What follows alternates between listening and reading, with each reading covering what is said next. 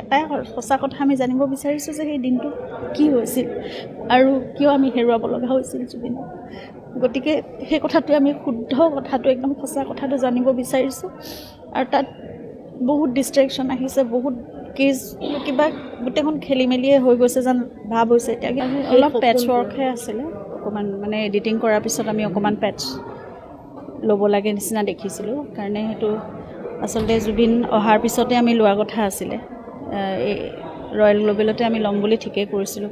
21 তাৰিখে জুবিন অহাৰ পিছত আমি হয়তো 22 এনেকুৱা সময়তে আমি ল'লোহেঁতেন তাৰ পিছৰ এদিন দুদিনতে। কিন্তু কথাবোৰ একে হৈ নাথাকিল এতিয়া, কাৰণে শেষ কৰিব বিচাৰিছোঁ কামটো। কাৰণ জুবিনে 31 তাৰিখটোৱে ভাবিছিল মুক্তিৰ দিন বুলি, সেইকাৰণে আমি সেইমতে কামবোৰ কৰিবলৈ চেষ্টা কৰিছোঁ।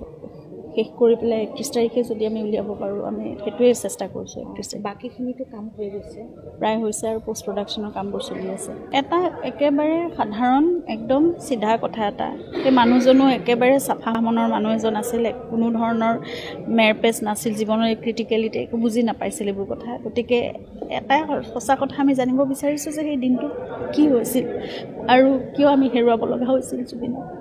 গতিকে সেই কথাটোৱে আমি শুদ্ধ কথাটো একদম সঁচা কথাটো জানিব বিচাৰিছোঁ।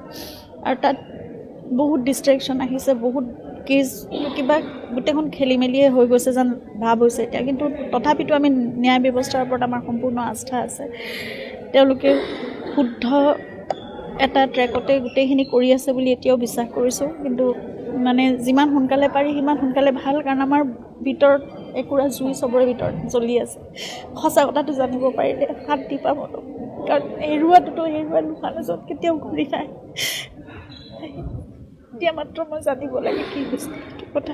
জুবিন দাই কৈছে যে পলিটিক্স নকৰিবা বন্ধু। জুবিন দাক লৈ আমি পলিটিক্স হোৱাটো কোনেও নিবিচাৰে, কাৰণ একোৱেই নিবিচাৰোঁ। কোনো ধৰণৰ পলিটিক্স, কোনো ধৰণৰ ডিষ্ট্ৰেকশ্যন, এই বস্তুবোৰে মোক এতিয়া কোনো ধৰণে এফেক্ট নকৰে। মই মাত্ৰ সঁচাটো জানিব বিচাৰোঁ, সেইটোৱে কথা। সেই মানুহজনৰ লগত কি হৈছিলে সেই কথাটোৱে শুদ্ধকৈ লাগে আৰু সেইটোৱে ন্যায় হ'ব তেওঁৰ প্ৰতি। আৰু তাৰ বাহিৰে আমি এতিয়া কি দিব পাৰিম সেই মানুহজনক? আমাক ইমান দি থৈ গ'লে সেই মানুহজনক আমি সিমান কোনো দিব নোৱাৰোঁনে? সেইটোৱে মোৰ যে প্ৰশ্ন।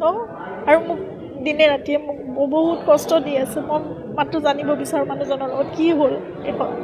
ইমান মৰমেৰে আমি ৰখা মানুহজন, সকলোকে ইমান মৰম দিয়ে মানুহজন, কিয় ইমান নেগলেক্টেড হৈ সেই সময়খিনিত কষ্ট পাব লগা হ'ল? ছিংগাপুৰ প্ৰৱাসীখিনিও আহি সহযোগ কৰিব লাগে, সকলোৱে সহযোগ কৰক। সেইটোৱে কৰিব লাগে। কিয় কৰা নাই নাজানো। ইমানখিনি মানৱীয়তাও মানুহৰ ভিতৰত কেনেকৈ নোহোৱা হৈ যাব পাৰে? জুবিন গাৰ্গৰ নিচিনা এটা সত্তা আমি হেৰুৱাইছোঁ। অকল মোৰ স্বামী নহয়, জুবিন গাৰ্গ সকলোৰে বাবে আছিল। গোটেই বিশ্ববাসীয়ে সেই কথাটো বুজি পাইছে, কিন্তু তেওঁলোক কিয় অহা নাই? ইমান কোনো মানৱীয় মূল্যবোধ মানুহৰ জীৱনত নোহোৱা হৈ গ'ল নেকি? মোৰ এইবোৰে প্ৰশ্ন।